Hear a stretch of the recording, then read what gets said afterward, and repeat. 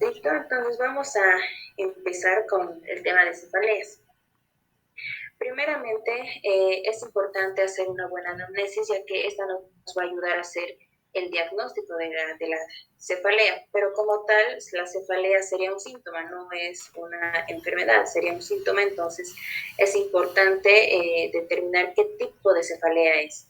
Para esto es importante la anamnesis, saber cuándo inició o el curso evolutivo, si es crónico, si es agudo, si es intermitente, si es continuo, cuánto dura cada episodio, si dura días, horas, la frecuencia, el predominio del horario, si el dolor es en las mañanas, en las tardes, la localización, dónde se encuentra, dónde es el dolor, porque esto es muy importante ya que la cefalea de tipo tensional va a ser en una forma de casco.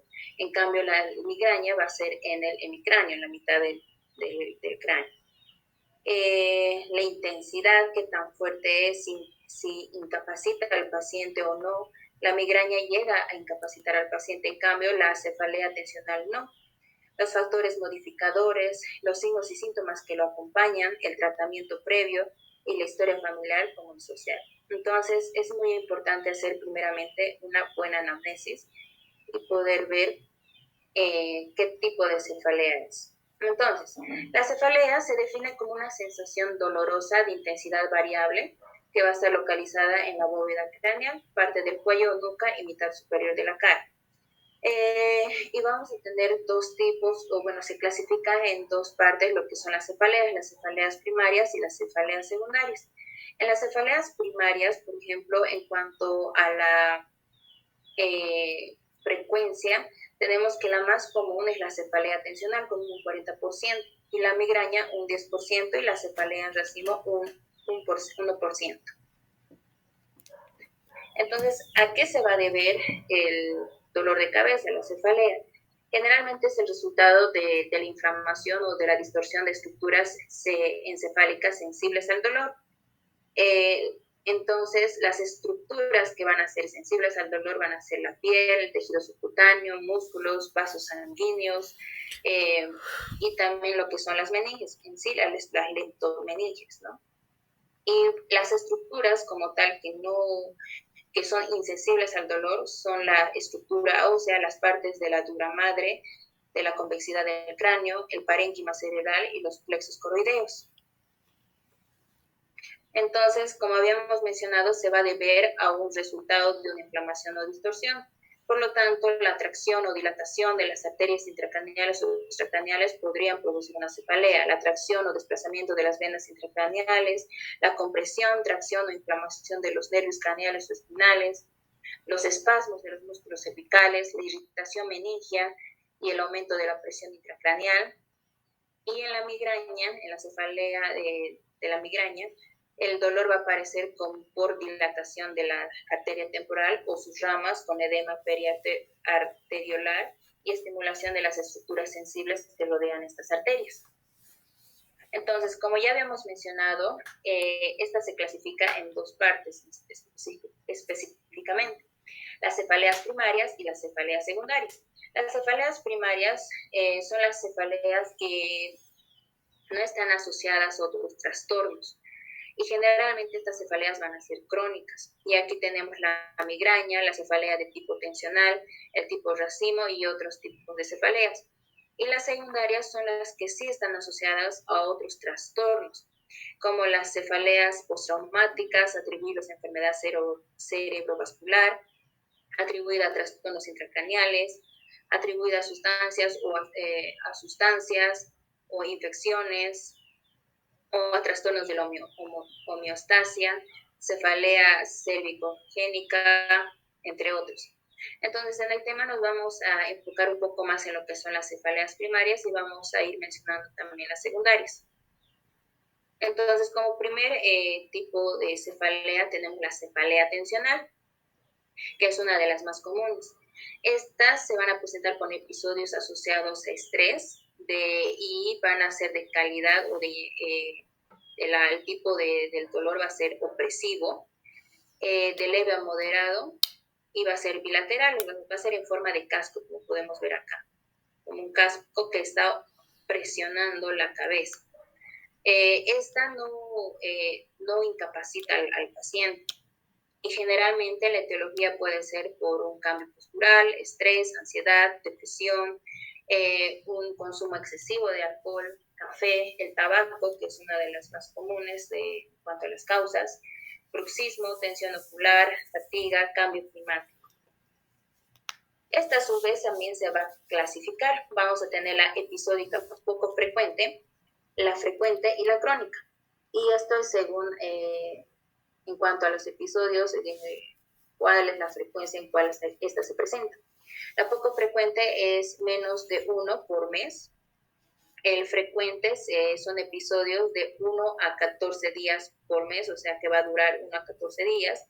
Y la crónica, que va a durar de 15 o más días al mes o por más de 6 meses. Y este tipo de cefalea, ¿a qué se va a deber? Hay una teoría que se dice que esta cefalea es el resultado de la tensión sostenida de los músculos pericraneales. El dolor es localizado, proviene de terminales nerviosos nociceptivos en articulaciones, tendones, ligamentos y músculos de la porción cervical superior y pues es menos frecuente del aparato masticatorio.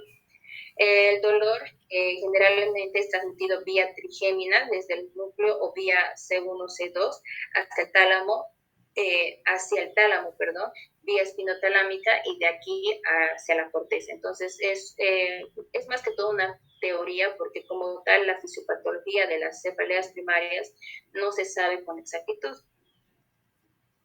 Entonces, ¿cuál es la clínica? Esta va a ser bilateral y como les dije es en forma de casco, no va a presentar auras ni prodromos, no va a ser pulsátil, es la sensación de opresión y generalmente se va a ubicar en la parte frontotemporal, occipital y parietal. Y a veces el dolor en músculos de nuca o articulaciones temporomandibulares, entonces también puede haber el dolor en estas regiones. Y esta generalmente no está asociada a otros síntomas como es la migraña, que lo vamos a ver más adelante. Y la intensidad, que me olvidé mencionar, la intensidad no va a ser tan alta, va a ser de leve a moderada. Entonces, ¿cómo vamos a diagnosticar? En base a criterios de diagnóstico en la clínica, ¿no? Que por lo menos haya 10 episodios que ocurre en mayor a 1, pero menor a 15 días por mes, por al menos 3 meses. La cefalea con duración de 30 minutos a 7 días. La cefalea que cumpla por lo menos con 2 de los siguientes criterios que ya lo hemos mencionado, la localización bilateral, que sea opresivo, de intensidad leve a moderada y que no se va a agravar con la actividad física. Y también puede presentarse, no tendría que presentarse lo que son las náuseas y vómitos y lo que es la foto o fonofobia, que esto sí se presenta en la migraña. El tratamiento, ¿cuál va a ser? Generalmente son los AINES, de tipo acetilsalicílico o el naproxeno sódico. Y pues también tenemos técnicas no farmacológicas como es el masaje, la acupuntura, la relajación, la fisioterapia, ya que una de las causas de este tipo de cefaleas es el estrés, entonces es muy importante también lo que son las técnicas no farmacológicas, aparte de la farmacológica, que generalmente son los AINES. Ahora ya pasando al segundo tipo de cefalea, que es la migraña. Esta viene de la palabra griega que es hemicráneo, entonces por eso es que el dolor va a ser en el hemicráneo. Pero se dice que a pesar de que se puede presentarse hemicranealmente, el 40% de las cefaleas de tipo de migraña son bilaterales desde su inicio y otro 40% es siempre hemicraneal y el 20% presenta una cefalea que inicia en un lado de la cabeza y después se generaliza. Entonces, también puede presentarse de esa manera. Dice que puede aparecer en la niñez o en la adolescencia, pero generalmente pues, se presenta en pacientes ya adultos, ¿no? De 30 años para arriba. Y la migraña entonces es una forma de cefalea que se acompaña de náuseas, fotofobia y sonofobia y puede estar precedida por un aura que es un síntoma visual del lenguaje sensitivo. Entonces vamos a ir viendo que hay fases y antes de, vamos a ver que se va a presentar el aura, va a haber 4 fases, entonces vamos a ir viendo cómo esta se va a ir evolucionando, ¿no? Entonces, primeramente vamos a ver lo que es la fisiopatología, o sea, cómo se da este tipo de cefalea. Va a iniciar todo en las fibras trigeminales que inervan los vasos cerebrales que se originan de neuronas del ganglio trigémino. Contienen 2 sustancias, que va a ser la sustancia P y el péptido, que va a estar relacionado con el gen de la calcitonina. Estas van a ser liberadas cuando se estimula el ganglio trigémino y esto va a hacer que las conexiones anatómicas que explican por qué el dolor en la migraña está tan circunscrito a áreas inervadas por la primera rama del nervio trigémino y por qué en la migraña también se presenta dolor en la nuca. El aura, por otro lado, está asociado a una disminución del flujo sanguíneo cerebral que se expande a todo lo largo de la corteza cerebral. Y este cambio en el flujo comienza en la región occipital y se va expandiendo a todo el hemisferio cerebral sin respetar un territorio arterial determinado. Entonces el aura generalmente es por eso, por la disminución del flujo sanguíneo. Y aquí tenemos los diferentes tipos de migraña. La migraña con aura, migraña hemipléjica, basilar, oftalmopléjica y la migraña retiniana y ceguera monocular. Pero no vamos a profundizar mucho esta parte porque quiero revisar lo que es las fases de la migraña. Esto es muy importante porque va a haber diferentes fases de la migraña en la parte lo que es el prodromo, el aura, la cefalea y el postdromo. Entonces es muy importante esto saberlo para poder determinar en qué fase está la migraña.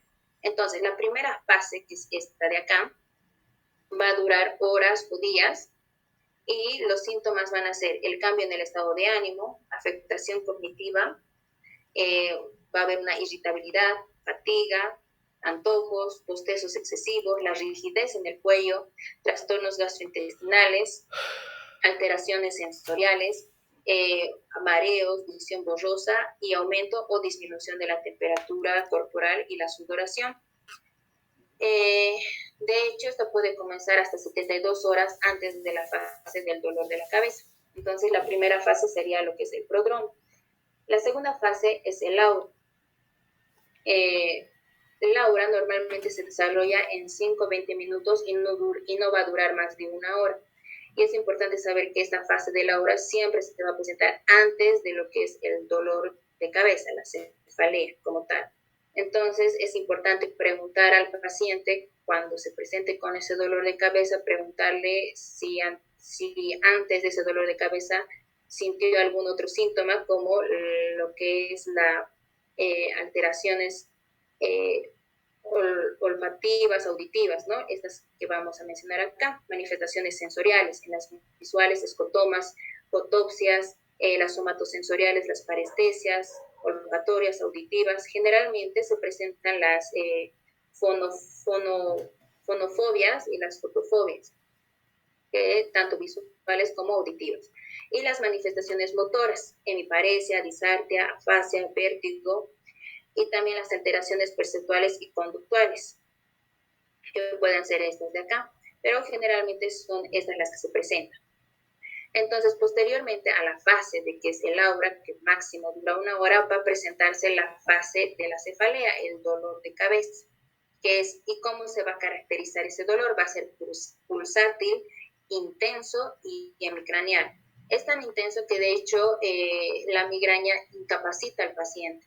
No es como la cefalea tensional, entonces es muy importante tomarlo en cuenta. Y entonces esta va a ser hemicraneal, pulsátil e intenso. Puede haber otros síntomas asociados, sí, las náuseas, vómitos, fotofobia, lo que ya hemos mencionado. Y la última fase que va a ser el postdromo, que esta fase, postdromo, en esta fase el dolor de cabeza producido por la migraña va a ir desapareciendo, va a ir disminuyendo, como vemos acá. Y esta pues va a permanecer de unas 24 a 48 horas Y los síntomas van a ser anorexia, cansancio, diuresis, fatiga, deterioro cognitivo, cambios de humor. Va a haber una sensación que va a ser muy parecida a la resaca. Entonces, tenemos criterios de diagnóstico que también se basan en lo que es la clínica. La migraña sin aura y la migraña con aura. Aquí habíamos mencionado que generalmente sí se presenta el aura, es parte de la fase, pero también puede haber migraña sin aura. Entonces, ¿cómo vamos a hacer el diagnóstico?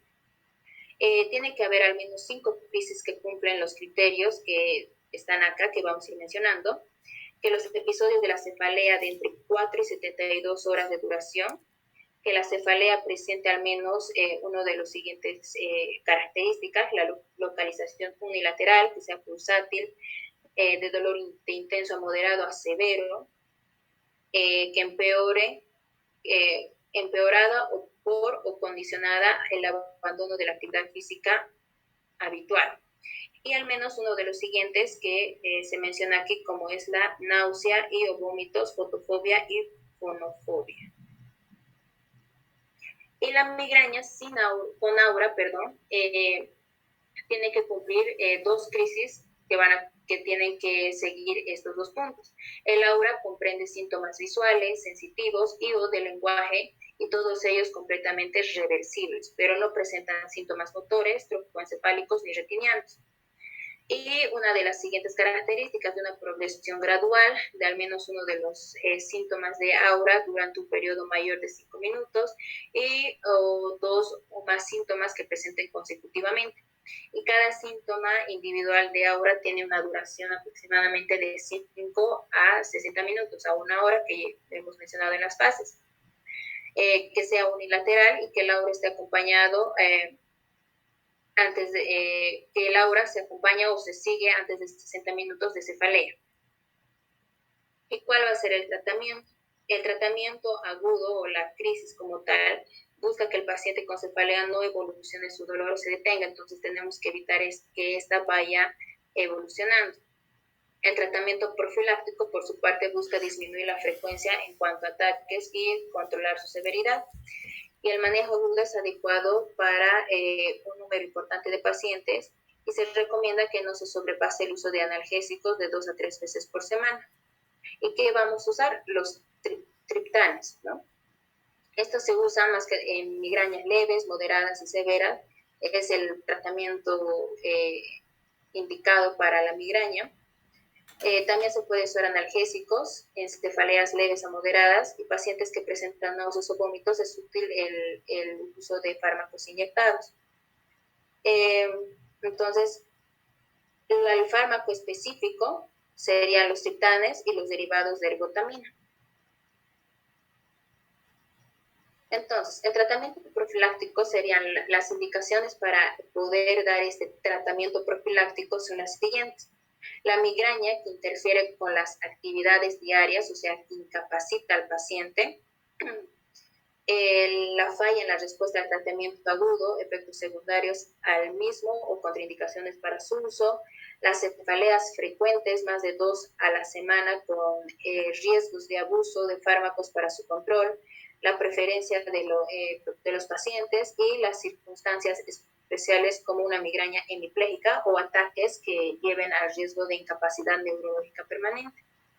Entonces, en este tratamiento profiláctico se van a usar estos, los antidepresivos tricíclicos, los bloqueadores de calcio, los anticonvulsionantes, los agonistas de serotonina y los productos naturales como la riboflavina y coenzima Q10. Entonces aquí podemos ver los diferentes fármacos que se usan para tratamiento profiláctico, que ya lo mencionamos, bloqueadores de beta, antidepresivos. Pero el tratamiento específico como tal que se usa son los derivados de la ergotamina, en sí sería la ergotamina, esta de acá, que esta es la indicada para el tratamiento de la migraña. Entonces aquí podemos ver la ergotamina, que tenemos estas presentaciones, la Divagreen, un comprimido y medio, un comprimido media hora hasta 6 días, hasta 6 por día. Y la Migrap, 1 a 2 comprimidos inicial, media hora hasta 6 por día. Y los triptanos, que ya lo hemos mencionado, que es el sumatriptán y el naratriptán. Entonces, el siguiente tipo de cefalea va a ser el tipo racimo, que es otro, y va a tener también diferentes características que nos va a ayudar a diferenciar de la migraña y de la cefalea tipo tensional. El dolor va a ser periocular y estrictamente va a ser unilateral y alcanza su acme aproximadamente en 5 minutos, hasta hacerse muy intenso y cerebral. Se mantiene entre 30 y 180 minutos y se va a acompañar de lagrimeo, de rinorrea y del signo de Horner homolateral. Típicamente el paciente presenta entre 1 y 4 ataques de dolor al día y muchas veces van a ser nocturnos. Y pues la mayoría de estos dolores o este tipo de racimo duran entre 2 y 3 meses con periodos libres de dolor de entre unos meses y varios años, mientras que el 10% el dolor es crónico con episodios diarios durante mayor a 6 meses. Entonces, una de las características de este tipo es que van a ser episódicos, no van a ser continuos. Y esta es una de las características que siempre se va a presentar con lagrimeo, rinorrea y el signo de Horner homolateral. Entonces, ¿cuáles van a ser los criterios de diagnóstico? El dolor va a ser intenso y estrictamente va a ser unilateral, orbitario o suborbitario. Generalmente el dolor va a ser en esta parte, que va a durar aproximadamente de 15 a 180 minutos. Y y también va a presentarse uno de los siguientes síntomas. El lagrimeo, que podemos ver acá, la congestión nasal o la rinorrea, el edema palpebral, la sudoración frontal o facial, la miosis o tosis y también va a haber una intranquilidad, una agitación del paciente. La frecuencia de crisis va a oscilar entre 1 cada 2 días y 8 al día. Entonces, otra característica es que esta va a ser episódica. ¿Y cuál va a ser el tratamiento? En un tratamiento agudo, en casos de ataques, se administra lo que es el triptán y se puede usar también de manera profiláctica el verapamil, el metisergida, el litio y la prednisona. Luego tenemos otros tipos de cefaleas que no son tan comunes, de hecho son bastante raras, como es la hemicrania paroquística.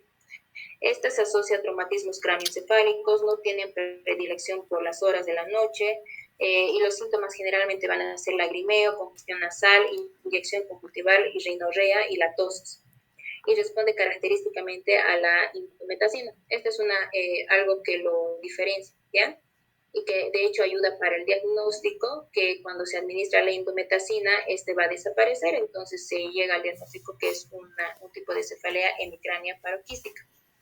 Entonces el dolor se localiza en la parte orbitaria, temporal y por encima o detrás del oído en un lado, es unilateral. La cefalea va a ser bastante intensa y puede irradiarse al cuello o al hombro ipsolateral y puede ser no pulsátil o pulsátil. Entre los ataques puede persistir una leve cefalea y el dolor dura de hecho de 2 a 30 minutos y se repiten los ataques en más de 5 durante el día. Sin embargo, se han descrito hasta 40 ataques en un día. Y como les mencioné, este tipo de cefalea es bastante rara y algo que lo caracteriza es que desaparece con la indometacina. Estas ya sería la cefalea por abuso de analgésicos, es una de las terceras causas de cefalea y su diagnóstico no es fácil, ¿no? Y puede tomar hasta 3 meses o más por la necesidad de observación después del retiro de los analgésicos. Entonces, los pacientes con este diagnóstico, al suspender los analgésicos, les debe desaparecer el dolor o volver el patrón inicial, es decir, lo que fue antes del abuso de los fármacos. Y esta cefalea se observa únicamente en pacientes con migraña, ¿no? Los que llegan a abusar a los pacientes con migraña toman exageradamente muchos medicamentos, los AINES específicamente, y no les calma el dolor y siguen tomando.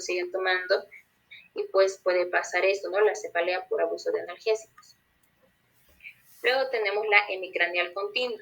Esta también responde a la indometacina y es una de las más frecuentes en las mujeres. La hemicranial continua se presenta como una cefalea continua que dura 24 horas y se observa durante 7 días a la semana y puede presentar exacerbaciones.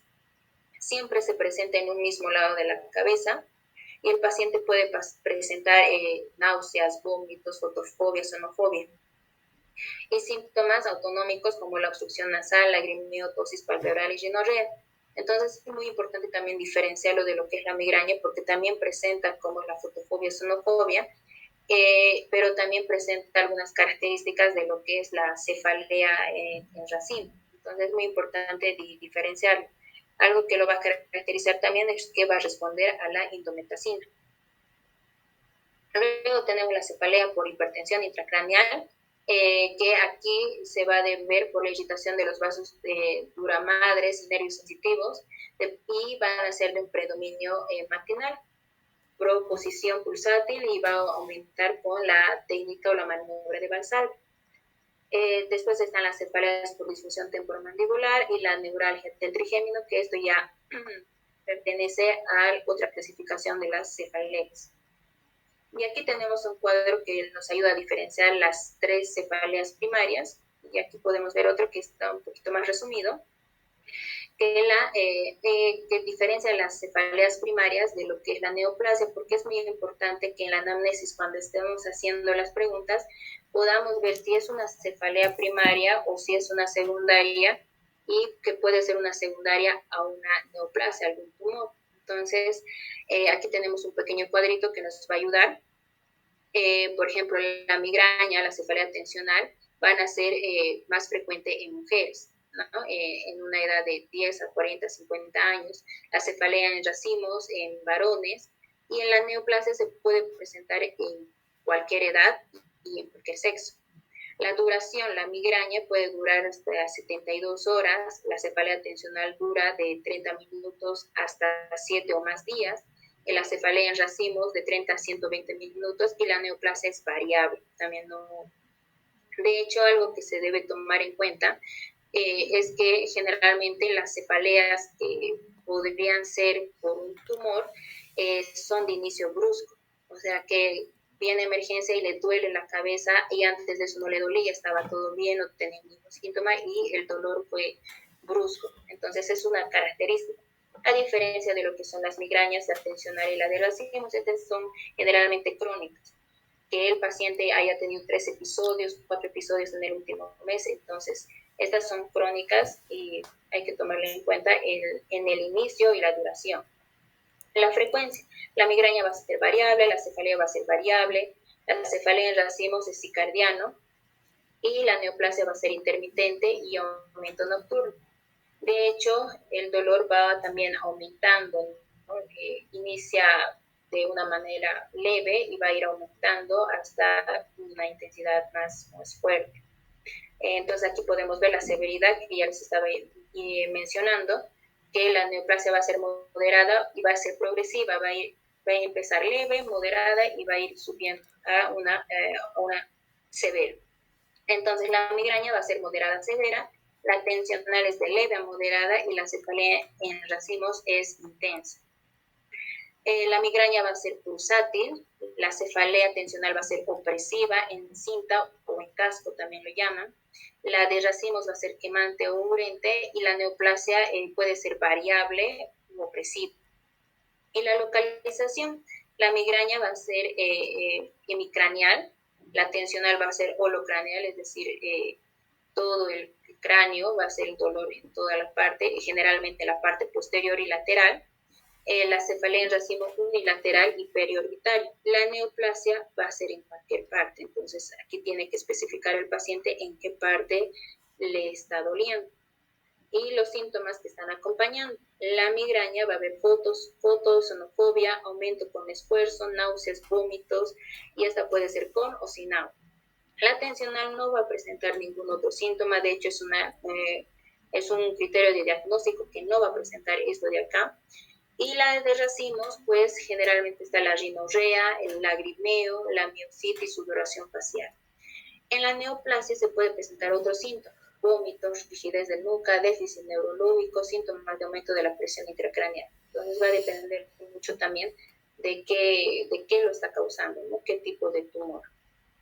Y las secundarias generalmente son las cefaleas atribuidas a infección, cefaleas atribuidas a trastornos de homeostasis, cefaleas o dolor facial atribuida a trastornos del cráneo, cuello, ojos, las cefaleas atribuidas a trastornos psiquiátricos, a traumatismos, a trastornos vasculares y también atribuidas a trastornos intracraneal no vascular.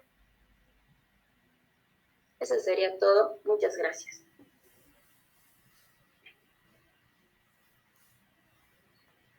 Está muy bien, señorita. Pero, ¿qué características tienen las cefaleas secundarias? Que estas van a estar asociadas a otros síntomas dependiendo de qué lo está causando. O sea, va a haber otros síntomas dependiendo de la causa, ¿no? Y trastornos adyacentes. En cambio, las primarias no tienen trastornos adyacentes. Cabe citar que las cefaleas secundarias tienen riesgo de enfermedad severa, o sea, incluso de muerte. Un absceso cerebral produce dolor de cabeza, ¿no es cierto? Pero también puede producir signos de rigidez meningia o hipertensión endocraneal, una otomastoiditis, ¿no es cierto? Una hemorragia subaracnoidea también produce dolor de cabeza. Es el hecho de que uno neurológicamente debe distinguir las cefaleas secundarias de las primarias.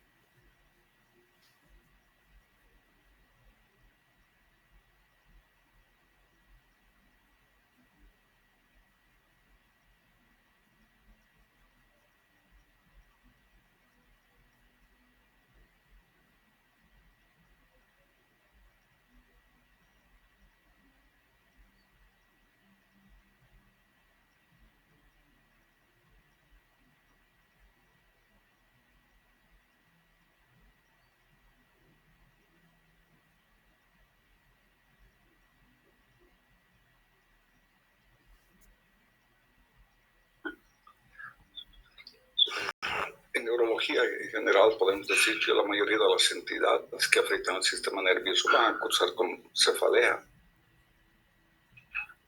Pero para aquello tenemos que tener la habilidad suficiente para excluir aquellas causas secundarias de las primarias. Ya aquello requiere a veces una serie de estudios de resonancia, tomografía, electroencefalograma, etc. ¿Sí? Pero la clasificación, que es muy válida, la primaria y la secundaria, la primaria con la cefalea tensional de racimos y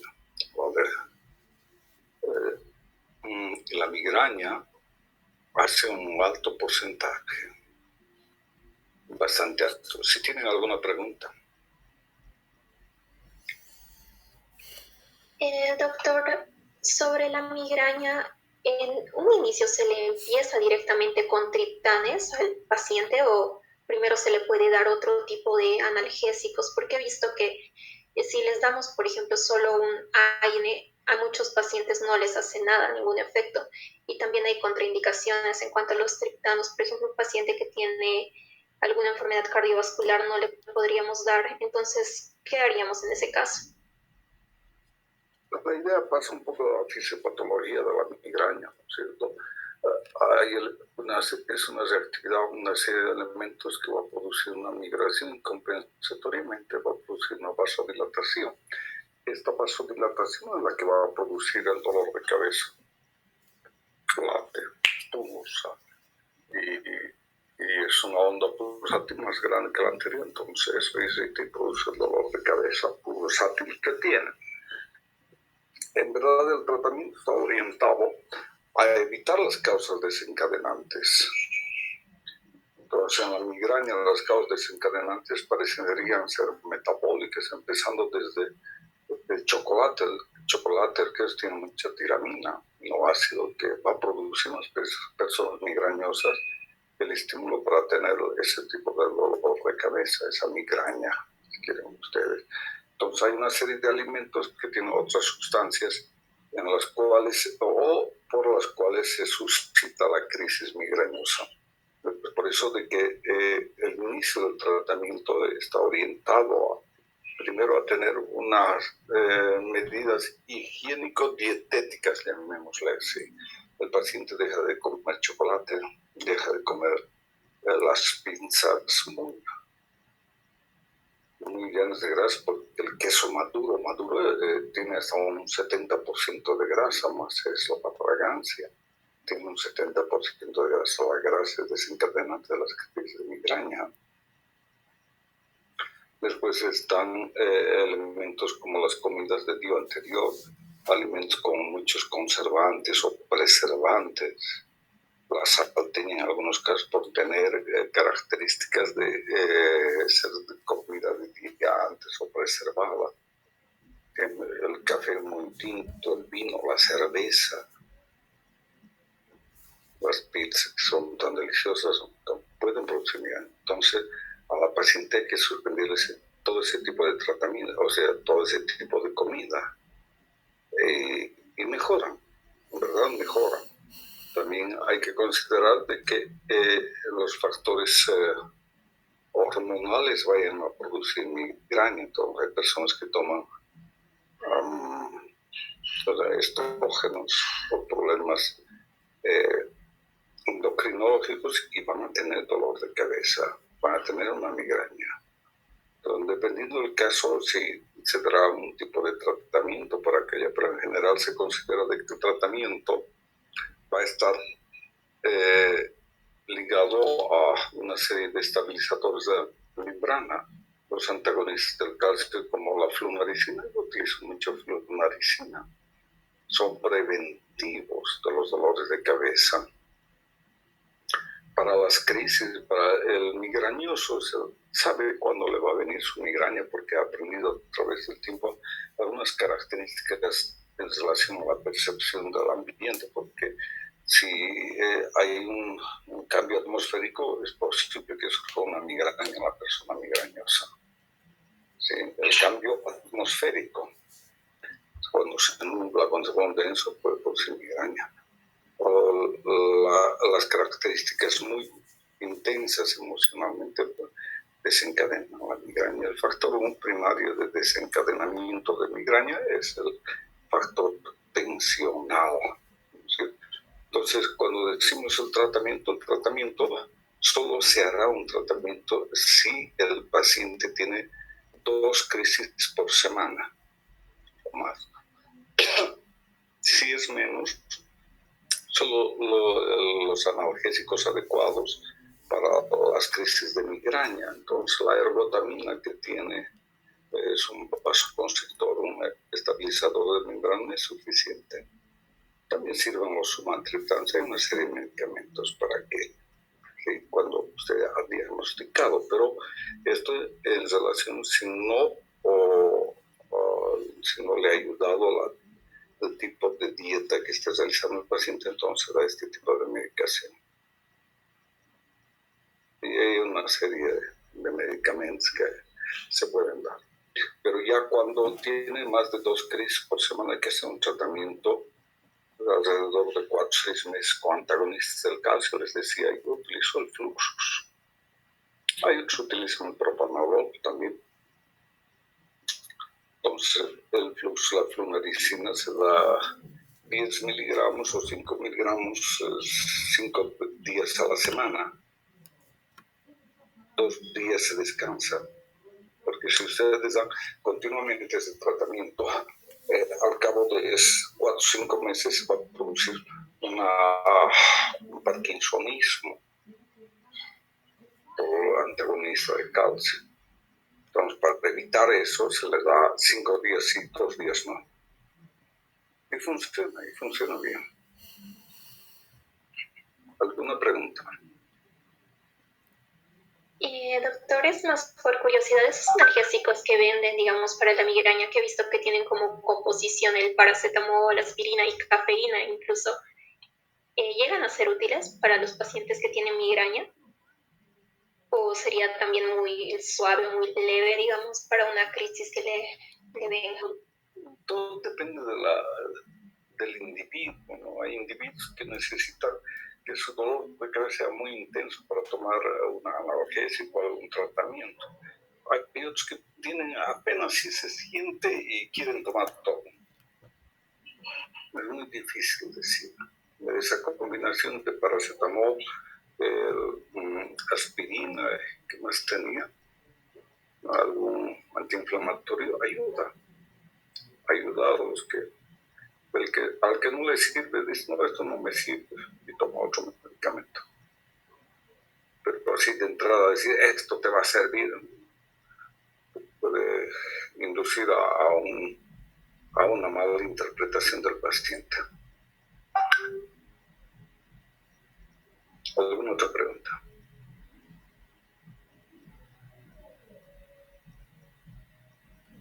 Bien, veremos entonces traumas aquí en el lugar. ¿Me puedes dejar compartir, por favor, Mayra?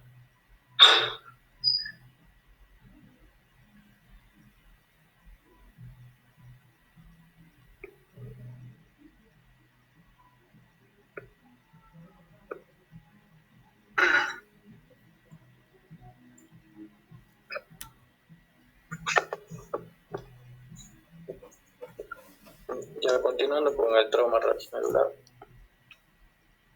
vamos a entrar a la definición, que es un daño a la médula espinal que puede resultar por lesión directa a la médula misma o indirectamente por daño a los huesos, a las vértebras o a los tejidos blandos o a los vasos sanguíneos que la circundan. Después tenemos que la lesión a la medular es más frecuente en el sexo masculino, de 4-1. Ahí es un 50% también más frecuente en jóvenes. Y en la etiología tenemos que la más está causada por accidentes de tránsito en 47%. Después siguen las caídas, violencia, los deportes son 9% y otros un 7%. Y lo que está aquí abajo es un análisis más o menos de cuánto se gasta en estos pacientes para su recuperación, y eso es muy caro. Después, entrando ya a la anatomía, vamos a ver de las vértebras, que hay cervicales 7, torácicas 12, lumbares 5, sacros y coxígeos. Y en la parte de aquí no se ven bien las curvaturas, en la parte lateral sí, que tenemos la lordosis cervical, la cifosis dorsal, la lordosis lumbar y la cifosis sacrocoxígea. Después, aquí podemos ver que la columna vertebral tiene su función de proteger el sistema nervioso, la médula espinal, y las raíces de los nervios de la médula espinal. Después podemos ver que la vértebra tiene un cuerpo vertebral, láminas y pedículos, apófisis espinosas, apófisis articulares y las apófisis transversas.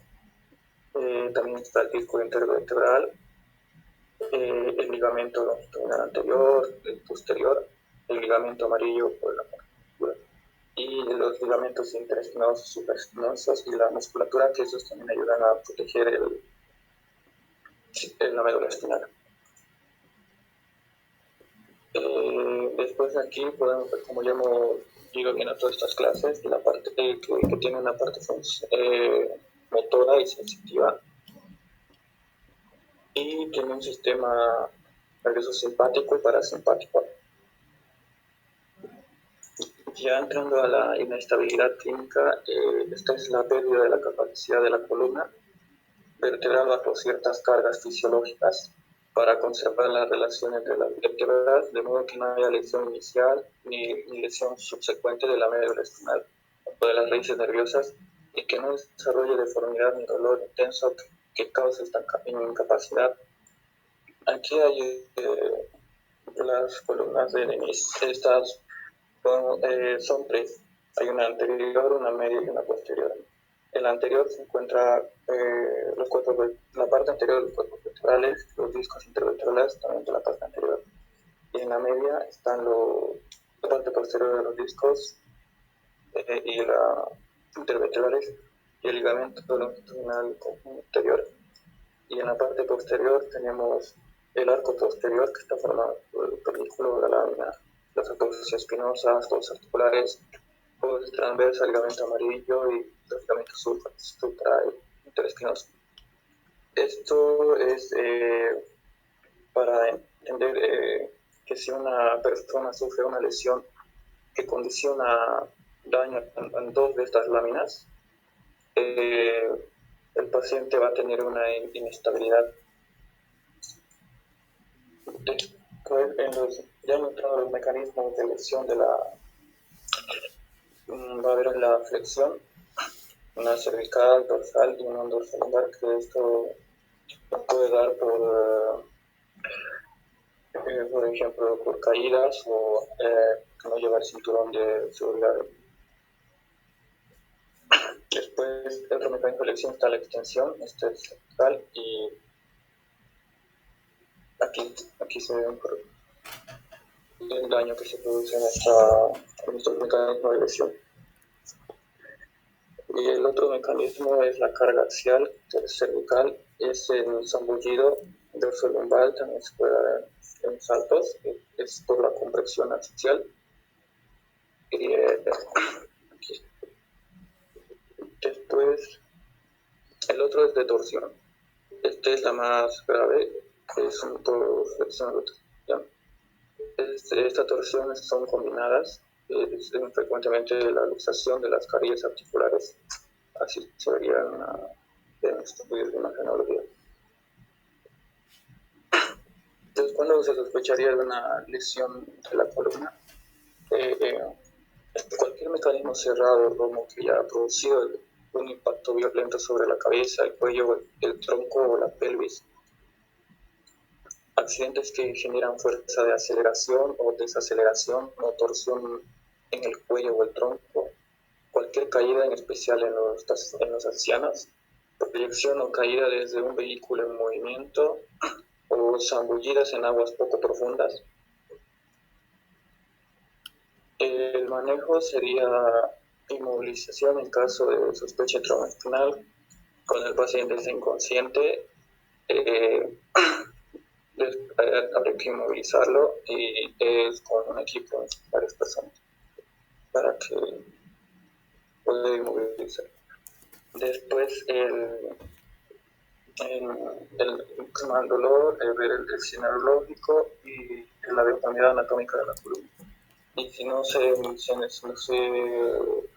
tiene para la columna cervical, habría que agarrarlo como se ve aquí para inmovilizarlo. Después si lo encuentran a un paciente así, teníamos que inmovilizarlo con ayuda de sus brazos y sus piernas para que se pueda alinear la columna. Y el paciente habría que trasladarlo en forma de bloque también. Y si está con casco puesto, tendríamos que hacer con ayuda, sujetándole el cuello y retirándole luego el casco, así como se ve en la imagen.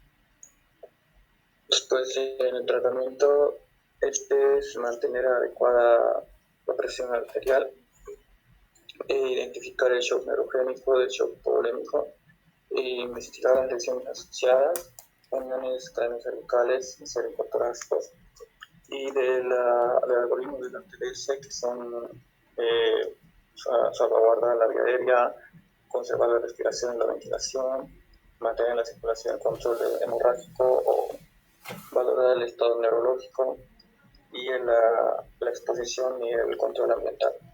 Después, el coma y el priapismo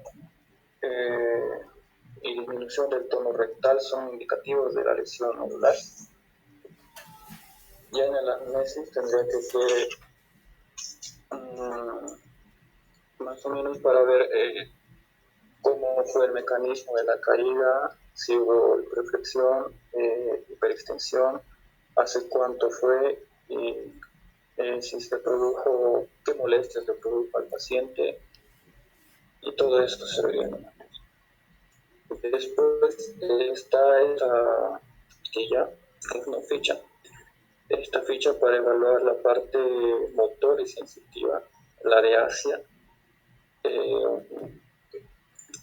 Se evalúa la parte motora, los músculos relacionados con raíces de nervios específicos. En la parte sensitiva, por los dermatomas que se pueden ver aquí. Y que esto nos permite obtener puntajes para evaluar al paciente al llegar, cuando llega o para verlo luego más tarde, para ver si ha tenido, si hubo un deterioro de este paciente, o para también tomar una decisión sobre el paciente. Después vamos a ir viéndolo. Aquí está cómo se gradúa la función motora sensitiva, que indica la escala de deficiencia y los pasos de la clasificación. En esa graduación motora tenemos que esto va a hacer en qué grado de fuerza está un músculo específico, más que todas las raíces cervicales y meniscales. Eso va a graduar la función motora. Y aquí tiene unos puntajes, como les dije, que cuando hay una parálisis total va a estar 0, que cuando haya una contracción visible palpable va a ser 1, el movimiento activo, rango de movimiento completo con eliminación de la gravedad va a ser 2, movimiento activo, y después el rango de movimiento completo contra la gravedad, movimiento activo y rango de movimiento contra resistencia moderada a una posición muscular específica, esto va a ser 4, y 5 va a ser normal, el movimiento activo, el rango de movimiento completo contra la resistencia total y una posición muscular específica esperada de una persona sin deficiencia alguna. Y después va a ser no examinable por inmovilización, dolor intenso, tal que impide clasificar al paciente una amputación en la extremidad, por ejemplo, o la contractura de más del 50% del rombo. Y así se va a evaluar más que todo en estos raíces cervicales y lumbosacras, como les dije, para la evaluación de la función motora. Más específicamente que músculos, va a ser por nivel de raíz. Para evaluar C5 tendrían que ver el hombro, la flexión, extensión, abducción, rotación interna, externa del codo, la supinación. Después, si quieren evaluar C7, por ejemplo, los dedos, la flexión interfalángica proximal, la extensión, el pulgar, la flexión, extensión, la abducción en el plano del pulgar. O si no, por ejemplo, para evaluar L4 puede ser la cadera, la extensión, la reducción, la rotación interna, en la rodilla la flexión, en el tobillo la inversión y la erección, y los dedos del pie, la extensión metafalángica e interfalángica, o L5 como el hallux o el dedo gordo del pie, con una flexión, una aducción interfalángica proximal y distal. Así se evaluaría la graduación de la función motora según el nivel de la raíz de los músculos. En la graduación sensitiva igual tiene unos puntajes, como les he dicho, son de los dermatomas. Aquí está. Este es del tacto fino. Este va a ser por Usando un algodón se hace el tacto fino del lado derecho y del lado izquierdo. Esto su máximo puntaje es 56. Y sumados, aquí se pondría el puntaje. Esto ya es evaluando, por ejemplo, con el pinchazo. También esto sería del lado derecho, esto del lado izquierdo, y ahí se pondría el puntaje total. Aquí está también los dos puntajes, por ejemplo, 0 está ausente, que no siente nada. Y uno tendría alterada las sensaciones muy o deficiente o hipersensibilidad, 2 normal o tapta, y que no puede ser examinable también. Después, los resultados, como decía, motores sensitivos anormales deben ser etiquetados para indicar deficiencia debido a una condición o no que no está relacionada con el. Y aquí están los determinables de los niveles. Nivel sensitivo, como les dije, es el dermatoma intacto con más caudal, tanto para sensación de pinchazo como para el del tacto fino y del nivel motor, definido como el músculo más bajo que tiene al menos grado 3 examinado en la posición supina, siempre y cuando las funciones de los músculos claves representados en segmentos arriba de este nivel se juzguen como intactos como un grado 5. En regiones en donde no hay dermatoma para examinar el nivel motor se presume que sea el mismo.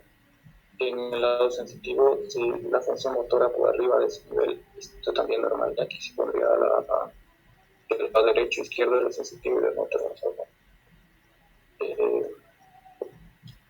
Pues también habría que ver el nivel neurológico.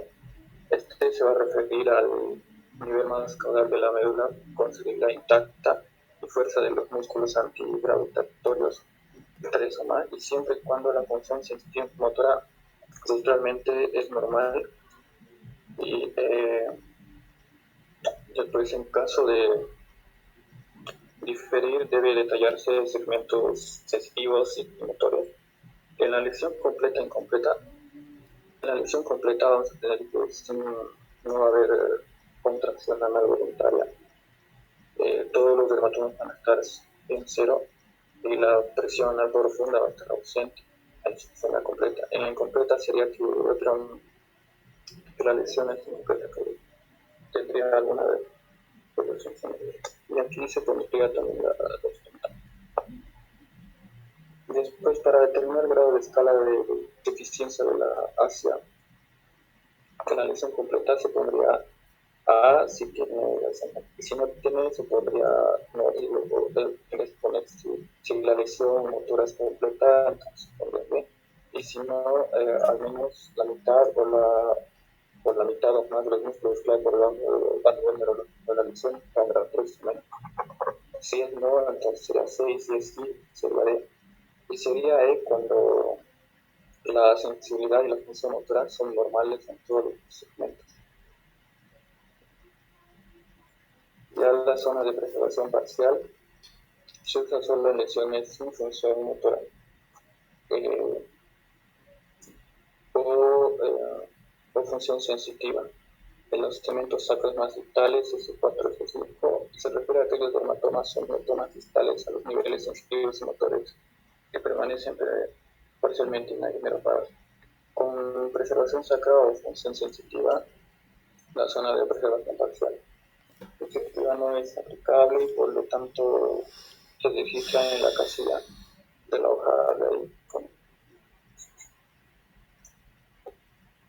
Después aquí un resumen de la clínica neurológica. Sería que el grado A sería una lesión completa sin función motora ni sensitiva en los segmentos sacros S4 y S5.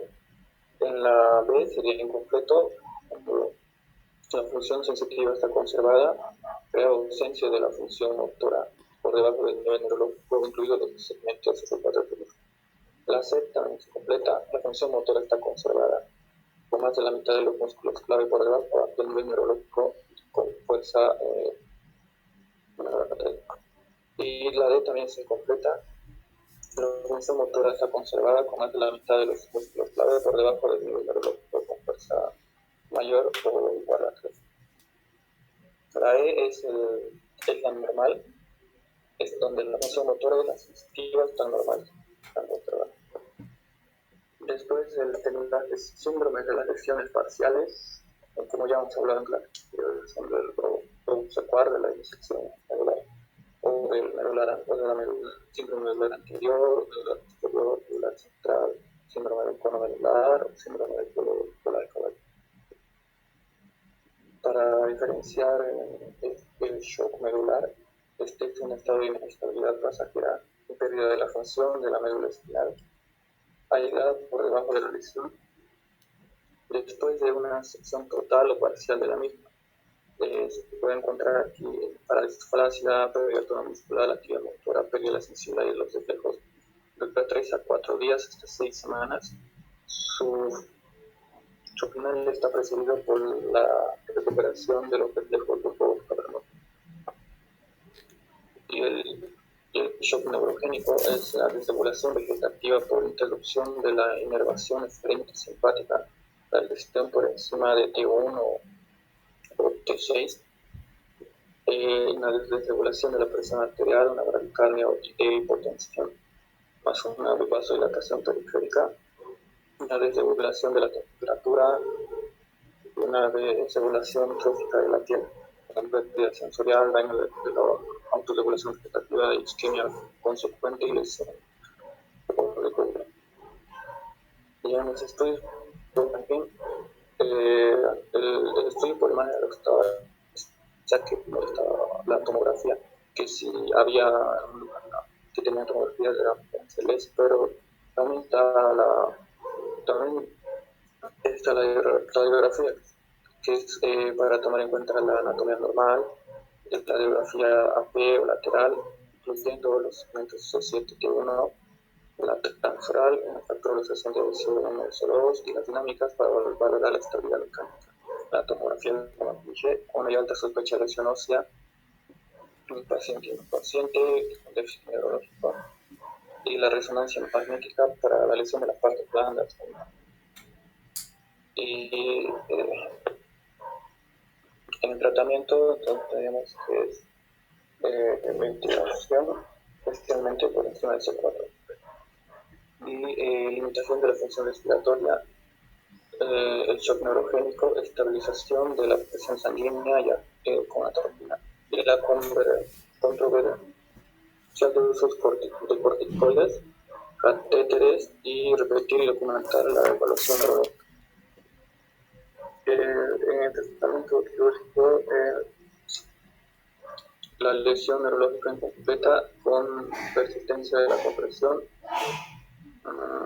después una progresión de los signos neurológicos, se ve inestabilidad en el tratamiento quirúrgico y imposibilidad de reducción cerrada de las luxofracturas. Para eso hay que evitar que el paciente llegue a la lesión medular secundaria, que aquí lo divide en fases. Una fase inmediata que es menor a 2 horas, que es la producción de hemorragia, un edema, una trombosis o una isquemia. Y la fase aguda temprana, que es menor a 2 días, que vamos a encontrar un desequilibrio iónico, excitoxicidad, permeabilidad vascular, infiltración por neutrófilos, mediadores inflamatorios y radicales libres. Y la fase subaguda, que es menor a 2 semanas. Entonces, con la fagocitosis, apoptosis, que es la indemnización, el inicio de la cicatrización nivel. Estos son los collares para inmovilizar. Entonces, este sería más o menos que podría usarse en Filadelfia o el Aspen o el de MTO para que ayude a la conciliación de las fracturas y cicatrización de los ligamentarios. En las cirugías es cuando hay una posibilidad de reducción por método cerrado, deterioro neurológico, compresión por masa intrarraquídea y lesión penetrante con salida de líquido cefalorraquídeo, ¿no? Y estabilización quirúrgica. Las contraindicaciones para la cirugía sería una lesión completa que dure más de 24 horas, un paciente médicamente estable y un síndrome medular central. Aquí hay un caso clínico, un varón de 38 años que era pues, niñero, y en su cuadro clínico tuvo un accidente con caída y aplastamiento por escombros en 4 atrás, un dolor dorsolumbar con intensidad de la escala visual de una debilidad y disminución de sensibilidad de miembros inferiores, incontinencia urinaria, imposibilidad de mantenerse sentado. Para el examen físico estaba consciente, un grado de 15, la Asia tenía un C, tenía parecía el reflejo patellaria aquileo estaban disminuidos y la hipoestesia de L2 y S3 de la bilateral. Intenso dolor de palpación lumbar alta, incontinencia en el esfínter vesical, portaba la zona vesical. Aquí en el baño se puede ver que tenía hasta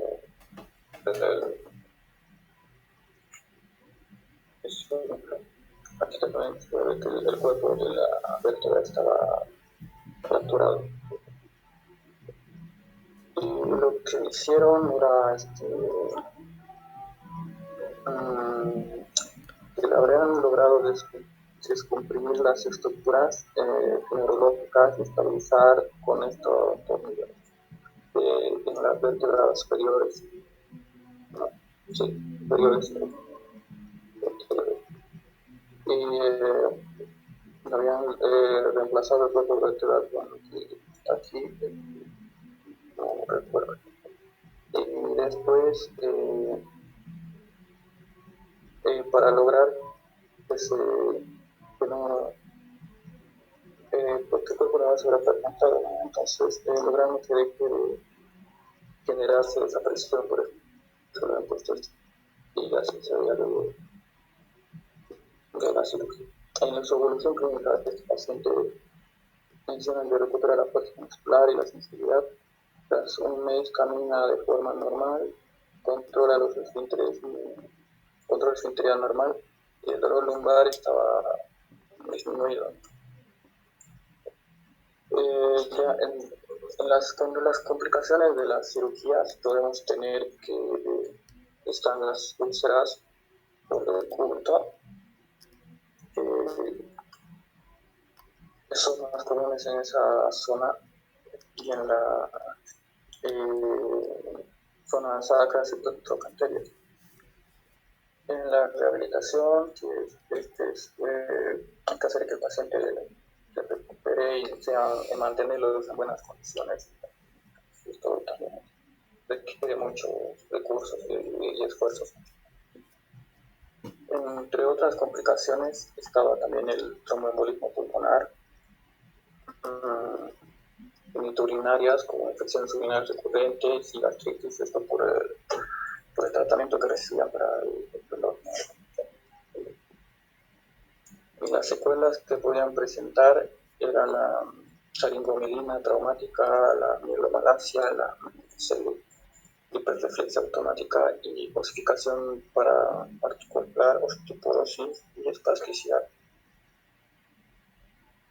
Después están viendo después que más o menos tiene que hacer, entonces está el uso de fármacos que limitan el secundario, estudios para cirugía precoz o fijación instrumental, luego días cuidados intensivos de fisioterapia y después tratamientos con células madre y manipulación molecular y la citoquina que estaba.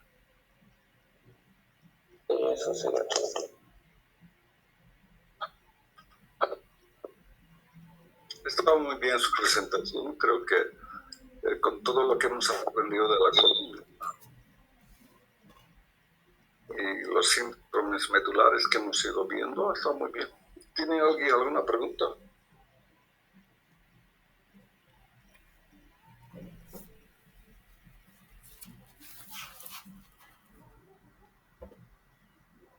Bien, el siguiente tema, ¿cuál sería? Tumores, doctor. La escucharemos. Tumores. Vamos. Doctor, ¿dirá que nos podemos volver a reconectar? Faltan 2 minutos para que se termine el tiempo de la llamada. Desde luego, sí, segurísimo.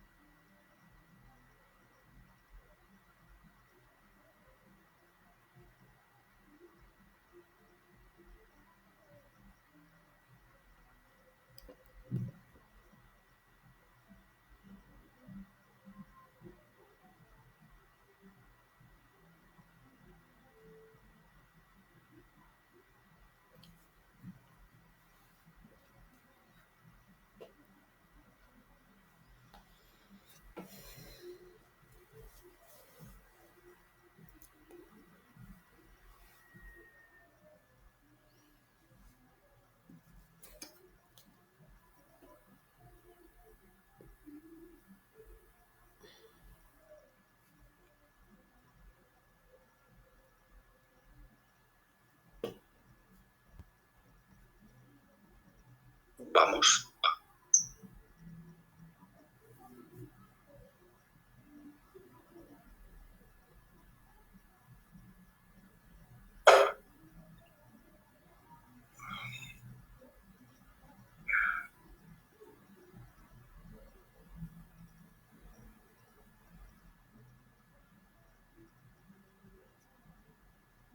Bueno, ¿se puede ver mi pantalla? Ahora sí. Ya. Voy a compartir para que se pueda proyectar.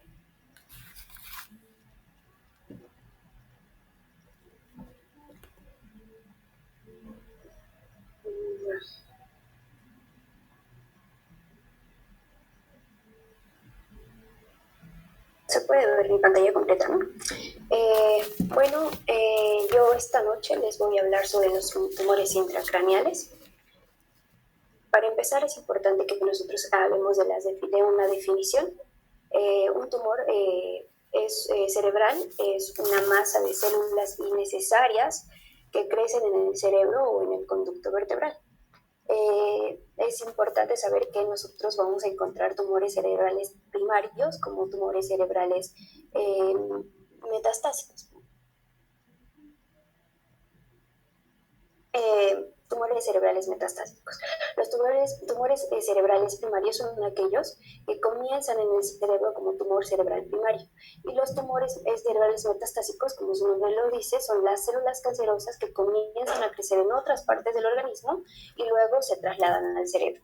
Entre los tumores cerebrales primarios, nosotros vamos a encontrar los tumores benignos y también así los tumores malignos. Entre los tumores benignos, estos van a tener un crecimiento lento, van a ser de bordes definidos y rara vez se van a propagar. Y también tenemos los tumores malignos que generalmente van a presentar un crecimiento rápido, son invasivos y son potencialmente mortales. Es importante nosotros también destacar que nosotros utilizamos los términos como tumor cerebral y tumor intracraneal, que lo vamos a utilizar de una forma indistinta, ¿no? Pero según lo que leía de la teoría, es que no son primariamente los tumores, son cerebrales como tal, ¿no? Entonces no llegarían a ser indistintos. En cuanto a la etiología, bueno, nosotros en primera instancia vamos a hablar sobre la exposición a radiación ionizante. Esta en forma de rayos o X o rayos gamma. Incluso se estaba estudiando cómo así el uso de tomografía computarizada más de 2 veces podría llegar a inducir, ¿no?, un factor de riesgo para que se generen los tumores.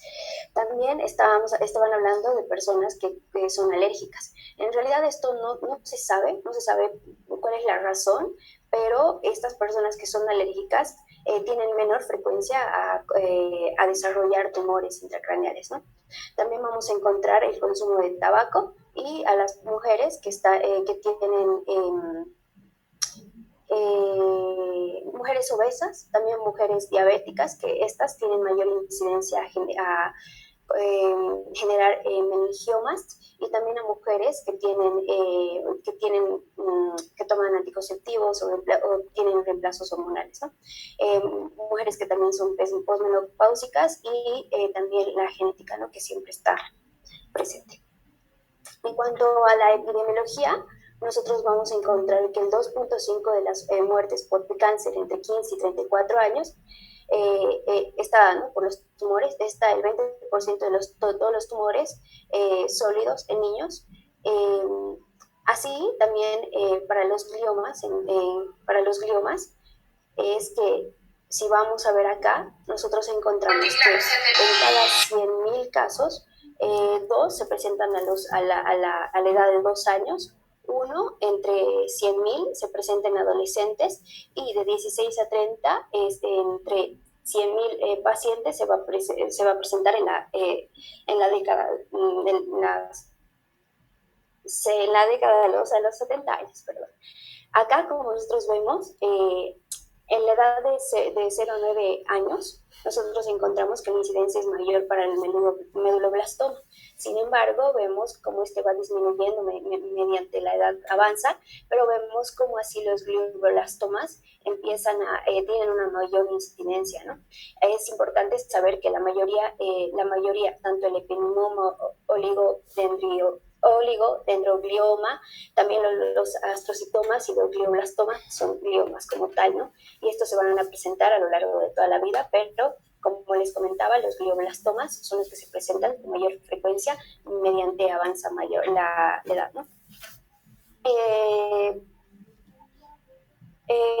Nosotros, la teoría que utilicé se basó en la gradación, esta gradación se hizo a través de la Organización Mundial de la Salud, donde lo gradúa en 4 grados, 1, 2, 3 y 4. Entre los tumores de grado 1 son células de crecimiento lento, de aspecto casi normal en el microscopio, tienen menor malignidad y generalmente están asociados a una supervivencia a largo plazo. Luego encontramos en el grado 2, las células de crecimiento ya son relativamente lentas, de aspecto apenas anormal al microscopio, pueden invadir tejido anormal adyacente y también pueden volver a aparecer como un tumor de grado más alto, ¿no? Ya no reciban un grado 2, sino que pueden recidivar a grados más altos, ¿no? En cuanto al grado 3, tenemos células anormales que se producen ya activamente. Estas ya se pueden visualizar a través del microscopio porque ya son anormales, se infiltran en el tejido cerebral normal adyacente y el tumor tiende a volver a aparecer generalmente como uno de mayor grado, ¿no? Y por último, estamos hablando de un grado 4, las células anormales que se reproducen rápidamente. Vemos aquí un contraste, ¿no?, con el grado 1. Estas son de aspecto muy anormal al microscopio, forman nuevos vasos sanguíneos para mantener el rápido crecimiento. Y por último, en las áreas de células muertas, necrosis en el centro, ¿no? Ahora bien, los tumores en general es un tema bastante amplio, ¿no?, para tocarlo en una sola clase. Sin embargo, quería tratar de centrarme el contenido de la exposición que yo les voy a presentar. Nos vamos a basar en la clínica. Nosotros como futuros médicos generales, es importante que sepamos diferenciar la clínica de un paciente que es posible que tenga un posible tumor, ¿no?, intracraneal. Y seguido a eso, yo les voy a presentar una serie de tumores, no son todos, pero sí son algunos que pude leer en esta teoría, ¿no? En cuanto a la clínica de presentación, es importante saber que va a haber los déficits locales. Estos van a depender mucho de la localización, ¿no?, de dónde se van a presentar los tumores. Van a haber síntomas irritativos y también van a haber la hipertensión intracraneal. En cuanto a los síntomas irritativos, vamos a mencionar un poco sobre las crisis convulsivas, y estos ocurren más o menos en el 20% de los tumores, ¿no? Y bueno, vamos a hablar sobre los déficits focales. Cuando estábamos hablando de tumores supratentoriales, vamos a mencionar, depende de qué área se encuentra el tumor. Si encontramos un tumor en el área frontal, nosotros vamos a ver que en la cara contralateral, se presenta la cara contralateral, estamos hablando, se podría presentar debilidad en el brazo o la pierna, disfasia expresiva, esta se presenta en el hemisferio dominante, y también cambios de personalidad como un comportamiento antisocial, pérdidas de inhibición, pérdida de iniciativa, discapacidad intelectual y demencia profunda en caso de que este se presente en el cuerpo calloso. Asimismo, si este tumor se encuentra en el lóbulo parietal, nosotros hay trastornos de la localización del tacto, discriminación de los puntos, asterognosia, falta de atención sensorial. También existen defectos en el cambio visual, en este caso cuadrantomnosia. Cuando se presentan en el hemisferio dominante hay confusión de derecha a izquierda, agnosia de dedos, acalculia, agrafia, hemisferio no dominante, y cuando se presenta, en el hemisferio no dominante va a haber negligencia motora. Si nosotros estamos prestando atención, nos damos cuenta que la mayoría de estas alteraciones son aquellas que nosotras ya hemos expuesto en anteriores clases. También se presenta en el hemisferio temporal, en el lóbulo temporal. Si se presenta en el hemisferio dominante, hay disfasia receptiva, y hay defectos del campo visual, como cuadrantomnosia homónima superior. Y también cuando se presenta en el lóbulo occipital, hay defectos del campo visual, se presenta una hemianopsia. Ahora bien, cuando estos están en el hipotálamo y la hipófisis, va a haber una disfunción endocraniana, y si bien van a afectar a los pares craneales, pueden afectar a los pares craneales 1 y 2, y también pueden generar comprensiones del seno cavernoso 3 y de los pares craneales, afectando a los pares craneales 3 y el sexto, ¿no? Los oculomotores. Ahora bien, cuando se presentan en los infratentoriales, nosotros vamos a encontrar que estos más que nada van a afectar al cerebelo, ¿no? Cuando afectan al cerebelo va a haber una marcha táxica, temblor de intención, dismetría, disartre y nistagmo. Cuando afectan al cerebro medio o al tronco encefálico, van a haber también lesiones de los pares craneales 3 y el 12º. Van a haber signos de las vías largas, tanto motoras como sensoriales. Va a haber un deterioro del nivel de la conciencia, temblor cuando afectan al núcleo rojo, movimientos oculares deteriorados, anomalías pupilares y también movimientos de hipo, ¿no? Ahora vamos a hablar de los síntomas irritativos. Hablando de las crisis parciales simples, nosotros vamos a ver alteraciones somatosensoriales, ¿no? Hormigueo de las extremidades, en la cara, en el lado contralateral. También van a haber alteraciones visuales, en las cuales vamos a encontrar destellos luminosos, escotomas, visión borrosa, unilateral y bilateral, y auditivas, la audición de timbres, silbidos o ruidos, ¿no? En cuanto a las alteraciones vegetativas, va a haber sudoración, palidez, también va a haber sensación epigástrica, y también el paciente va a presentar muecas. También tenemos las alteraciones focales motoras, los movimientos tónico-clónicos de extremidad superior o también de las inferiores, y también adversivas, que es la cabeza y el ojo, se vuelven hacia el lado opuesto de la lesión, ¿no? En cuanto a las crisis parciales complejas, nosotros vamos a encontrar el estado de ensoñación, ¿no? Las fases son expresivas, la mirada vacía. También van a haber fenómenos psicomotores como movimientos masticatorios, humedecimiento de los labios, automatismos, y también va a haber disfasia, alucinaciones visuales complejas, también alucinaciones auditivas complejas, ¿no? Y también alteraciones en los olores, ¿no? Desagradables. Y por último vamos a ver las crisis tónico-clónicas. En este caso nosotros vamos a ver, van a ser en la fase tónica. Nosotros encontramos un paciente que tiene un grito epiléptico, cianosis, ¿no? Un rostro cianótico, rigidez generalizada y también incontinencia. Cuando se encuentra en la fase clónica, encontramos ya movimientos de incontinencia, también sacudidas clónicas de las extremidades y los troncos, el parpadeo y también cianosis. El estado poscrítico ya hay reactividad, hay babeo y también hay flacidez de las extremidades y también del tronco. Y también hay los signos, ¿no? los síntomas de la hipertensión intracraneal.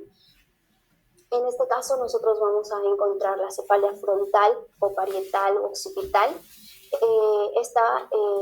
que suele, ¿no?, aumentarse cuando el paciente está en decúbito, y también tenemos náuseas, vómitos o ambos, y esta generalmente es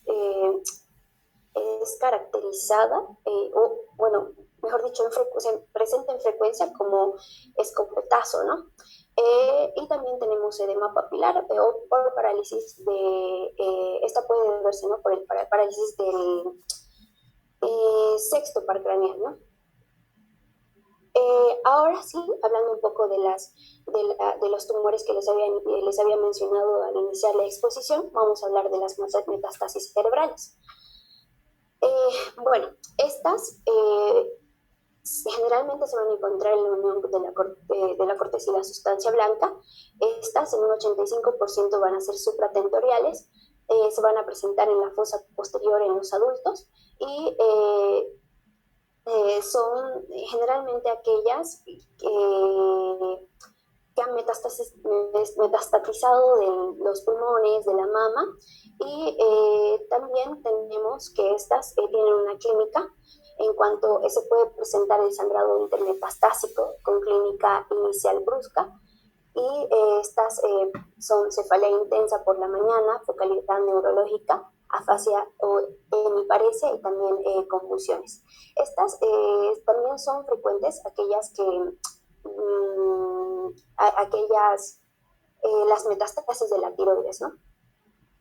Y el diagnóstico sería TAC o resonancia magnética. En este caso vamos a encontrar lesiones que están rodeadas de edema, que se captan en contraste de anillo, ¿no? Y por último encontramos el tratamiento, que sería la radioterapia, tratamiento quirúrgico o quimioterapia. Hablando ahora un poco de los gliomas, nosotros sabemos que un glioma es un tipo de neoplasia que se va a producir en el cerebro o en la médula espinal, y se llama glioma ya que esta va a surgir a partir de las células gliales, ¿no? Bueno, encontramos astrocitomas locales. Estas en realidad son las más benignas. Sabemos que hay una gradación de este tipo de astrocitomas, que sería el grado 1, grado 2 y grado 3. Este grado 1 es el más benigno, ¿no? Se conoce como el más benigno. Perdón, hay hasta el 4. Estos tumores de grado 1 son astrocitomas llamados pilocíticos, ¿no? Pilocíticos, y estos son tumores que a menudo se van a curar con extirpación quirúrgica. En cuanto a la epidemiología, encontramos que del 5 al 6% de todos los gliomas se van a presentar en los niños y en adultos jóvenes menores de 20 años de edad, y muy rara vez se van a observar en adultos mayores, ¿no? La ubicación más común es en el nervio óptico, ¿no? Es conocido como el glioma óptico, es en el quiasma óptico, cerca del hipotálamo, también en el tálamo y los ganglios basales, ¿no? Y asimismo en los hemisferios cerebrales y en el propio cerebelo. Acá nosotros podemos ver un santoastrocitoma pleomórfico que normalmente se encuentra en el lóbulo temporal. Y el diagnóstico, lo propio, ¿no? Por TAC o resonancia magnética, y es importante saber que nosotros vamos en este tipo, ¿no?, de astrocitomas, nosotros tendríamos que tener como una actitud de espera atenta, ¿no? Lo mencionaba la teoría. Se lo va a realizar a través de la resonancia magnética, y es a intervalos regulares, ¿no?, para poder controlar nosotros el crecimiento de este tipo de tumores. Y Algunos de estos astrocitomas en realidad no pueden llegar a extirparse por la ubicación, ¿no? Porque llegan a ser los gliomas ópticos y no se pueden extirpar porque es cuidar al paciente, ¿no? Y el tratamiento inicial, como les mencionaba, únicamente podría ser inicial en base a la observación. En cuanto a los astrocitomas difusos, bueno, estamos hablando de de astrocitomas en grado 3. Estos comúnmente, bueno, ya son, como su nombre lo dice, no son anaplásicos. Estas tienen proyecciones de tipo tentáculos, lo que lo hace bastante difícil para su extirpación, ¿no? En cuanto a la epidemiología, son varones mayores de 45 años y estos se diagnostica por biopsia no confirmada, un diagnóstico a través de la cirugía, y el tratamiento sería, bueno, cirugía acompañada de radioterapia, ¿no? La radiación de intensidad modulada, o radiocirugía focalizada acompañada también de quimioterapia. Como les comentaba, la extirpación parcial puede ayudar a disminuir los síntomas y los astrocitomas anaplásicos tienden a volver a aparecer y cuando lo hacen podrían crecer como un tumor de grado 3 o grado 4. Bueno, acá nosotros podemos ver la gradación de los astrocitomas, grado 1, grado 2, grado 3 y grado 4, ¿no? Como les decía, los astrocitomas pilocíticos pertenecientes al grado 1, estas tienen un buen pronóstico y tienen un crecimiento expansivo, pero es un astrocitoma localizado, ¿no? Luego tenemos los astrocitomas de grado 3, estos son los que les había mencionado, ¿no? Los anaplásicos, son lesiones malignas, son mitóticamente activas, como les decía, son anaplásicos, tienen una capacidad infiltrativa y son los astrocitomas difusos, ¿no? Y tienen una tendencia a la necrosis. Acá tenemos el tratamiento que sería la cirugía. Sin embargo, la teoría que yo leí, ¿no?, es que inicialmente es importante la observación y también depende mucho la cirugía en el lugar en el cual se encuentre localizado, porque como les había mencionado, una localización común es en el quiasma óptico, en el nervio óptico, ¿no? En cuanto a la de tipo 3 y 4, sería tratamiento, cirugía, radioterapia y quimioterapia. Continuando, tenemos los oligodendrogliomas. Estas son supratentoriales en el lóbulo frontal. Hola, ¿qué tal, amigos? Estas, en su epidemiología, son 10% de los gliomas. Van a afectar con mayor frecuencia a los adultos de 30 a 40 años. Su diagnóstico es a través de las biopsias. Se podemos encontrar células en huevo y también el TAC, ¿no? El tratamiento es cirugía acompañado de radioterapia y quimioterapia. Estas como vemos, tienen proyecciones en tipo tentáculos, si no estoy mal, y el tratamiento igual va a depender mucho de la localización de este tipo de tumores. Estas se van a asociar a convulsiones hasta en un 50% por su tendencia a invadir a la corteza. Y para recordarnos, los oligodendrogliomas se presentan en el lóbulo frontal, tienen crisis y se pueden encontrar calcificaciones. Bueno, en cuanto a los meningiomas, estas se van a presentar en la dura madre, ¿no? A partir de en la aracnoides. Es a partir, ¿no?, de la aracnoides. Otra ubicación sería la leptomeninge. En cuanto a su epidemiología, estamos hablando de un 34% de todos los tumores. Está presente en mujeres de mediana edad. Y un único tumor es lo que normalmente se presenta. Estos son hemisferios cerebrales y tejidos de proyección del cráneo y la base del cráneo. Estos son tumores benignos, ¿no? Normalmente de grado 1. Estos tienen un crecimiento que es lento y están localizados y no son infiltrativos. En cuanto a... ¿se cambió? Ya. En cuanto a su diagnóstico, nosotros vamos a encontrar que lo vamos a poder observar a través de la TAC. Nosotros vamos a evaluar, ¿no?, la ubicación de este tipo de tumores a través del TAC o a través de la resonancia magnética.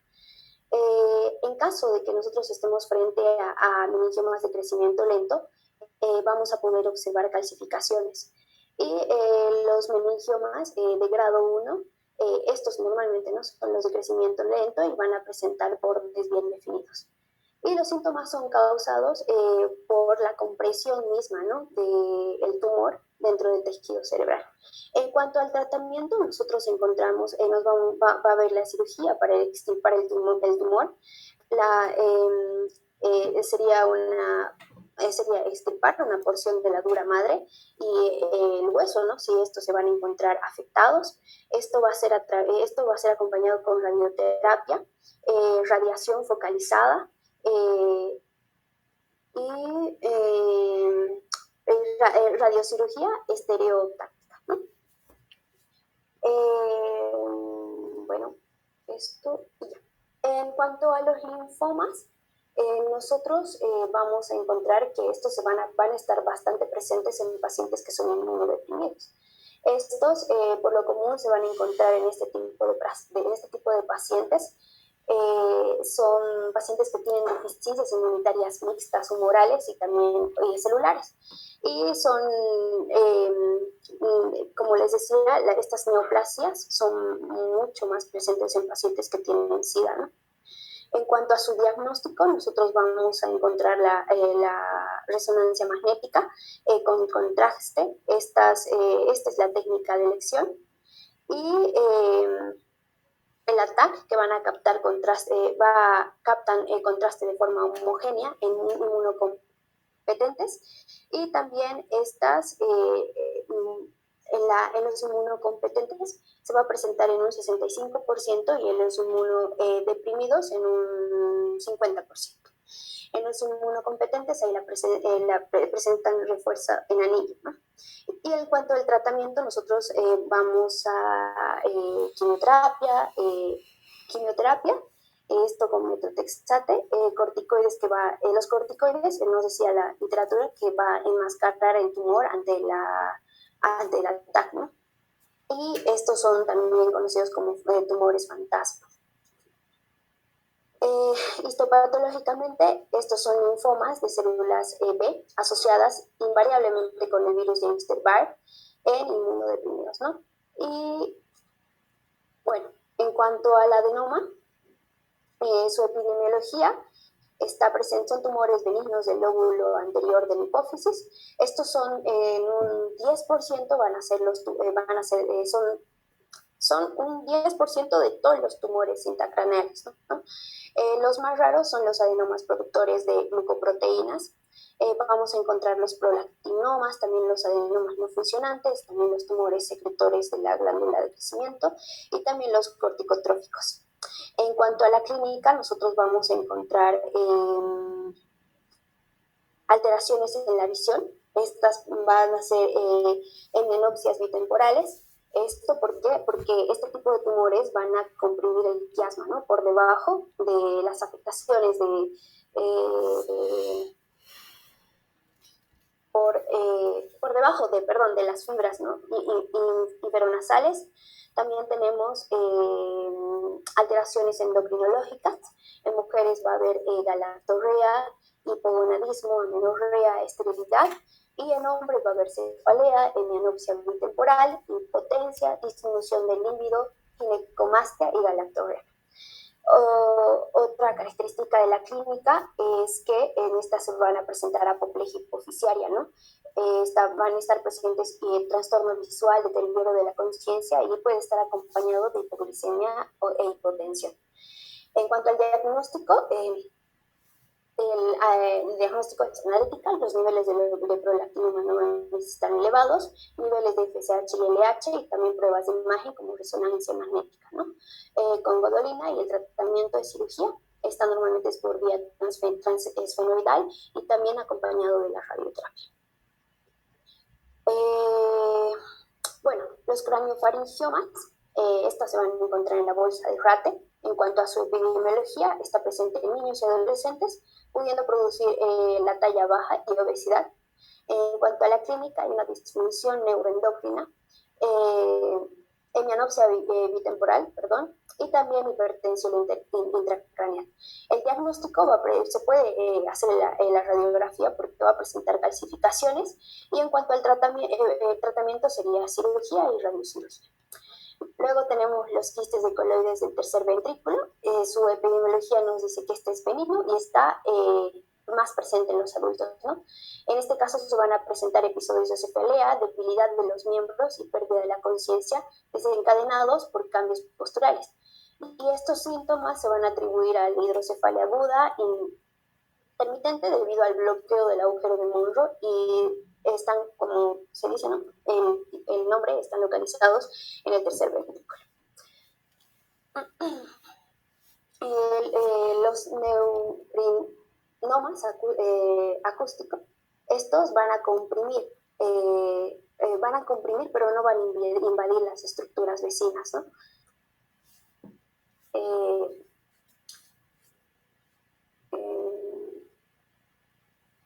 Perdón, no baja.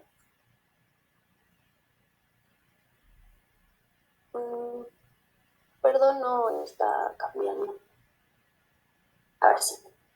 Estos, como les decía, van a comprimir, pero no van a invadir las estructuras. Este es un schwannoma, es el tumor más frecuente del ángulo pontocerebeloso y habitualmente se van a originar en la rama vestibular y no en la acústica, ¿no? del octavo par. Estos pueden ser bilaterales y van a representar cuando son bilaterales pueden representar una forma hereditaria.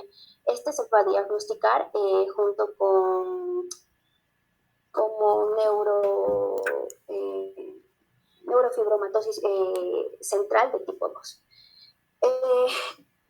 Va a haber deficiencia auditiva, hipoacusia, inicialmente no, va a haber deficiencia auditiva con hipoacusia neurosensorial. Luego se va a presentar el signo de Hesselberger y también hipertensión intracraneal con síndrome cerebeloso, y el diagnóstico tiene que ser la sospecha clínica más la resonancia magnética.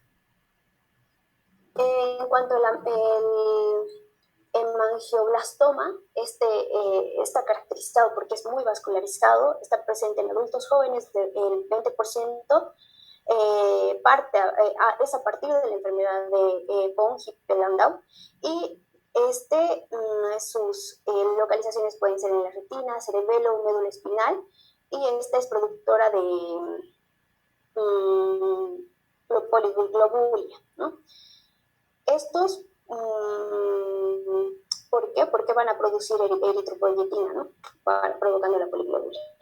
Y se va a presentar el síndrome cerebeloso más hipertensión intracraneal, y el tratamiento sería cirugía, pero va a recidivar en un 20%.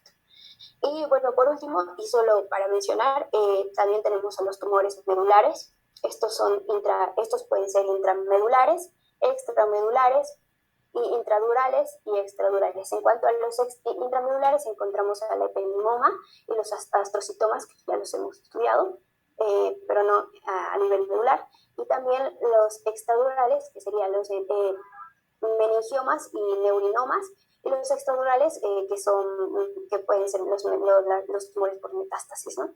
Los más frecuentes son el ependimoma, y también esta es la causa más frecuente de compresión medular. Y eso sería todo, doctor.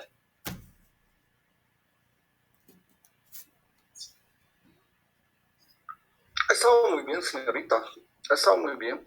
Creo que es uno de los temas más complejos desde el punto de vista histopatológico y de pronóstico, desde el punto de vista clínico,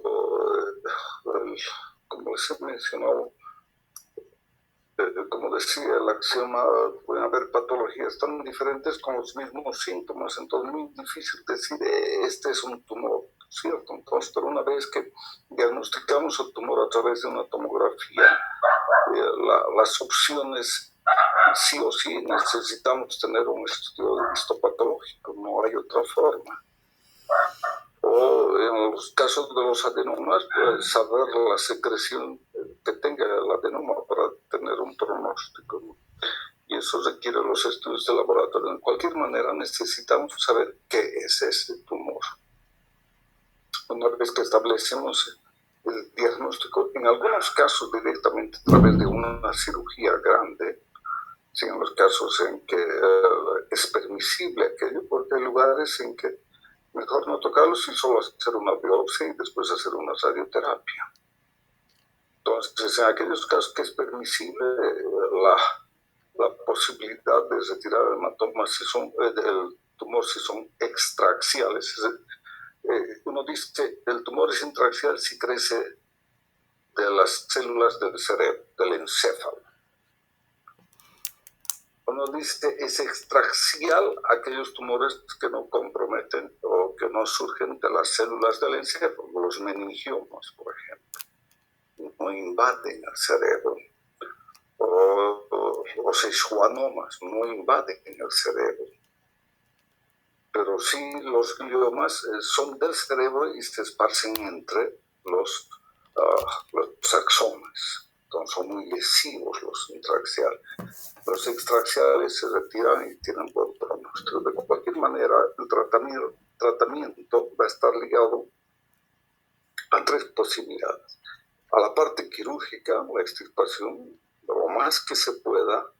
De esa manera se hace una reducción citológica, se llama, reducida al mínimo las posibilidades mutágenas y de resistencia que pudieran tener a los medicamentos quimioterapéuticos, o la quimioterapia, ¿cierto? Después la radioterapia. Es más fácil hacer en tumores reducidos. Los elementos de tratamiento pasados por la quimioterapia, radioterapia, la cirugía es el tratamiento. El pronóstico de los tumores intraaxiales es serio. Los glioblastomas que citaba su compañera, antes de la introducción de los quimioterápicos, radioterapia, se operaba y a los 3 meses estaba más grande en relación al tumor que habíamos sacado. Su pronóstico era de 6 meses. Al momento ha mejorado. ¿Cuánto ha mejorado? En el mejor de los casos, 3 a 5 años. Son tumores del cerebro, ¿no es cierto? Hay algunos que se retiran y se retiraron para siempre en el caso de los meningiomas. Pero son en general tumores que no tienen un buen pronóstico, los intraaxiales. Sí. Tal vez alguna pregunta, André. Hoy hay más o menos unos 60 y tantos tipos de tumores en el cerebro.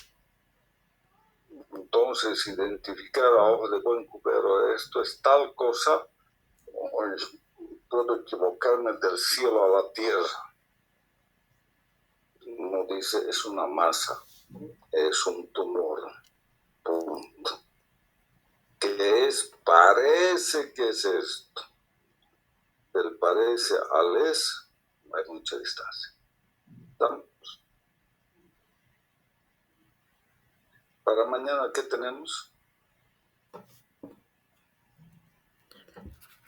Tenemos que ir al hospital, doctor, usted nos dijo también. Sí, pero podemos hacer una horita de clases, ¿no? Y después ir al hospital, encontrarnos al hospital. ¿Qué tenemos para mañana?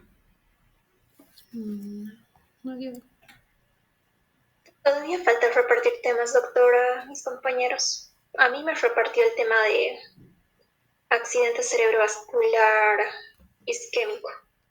Sí, no ha preparado.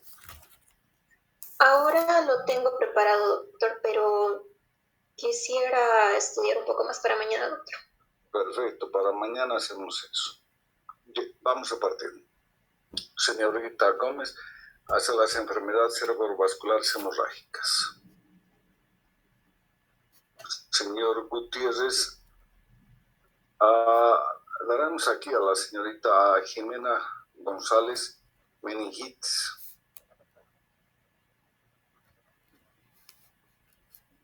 Jessica González encefalitis.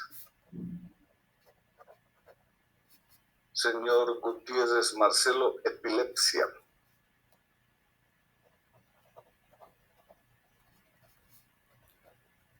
Señor Mijail Gutiérrez, me prepara demencia.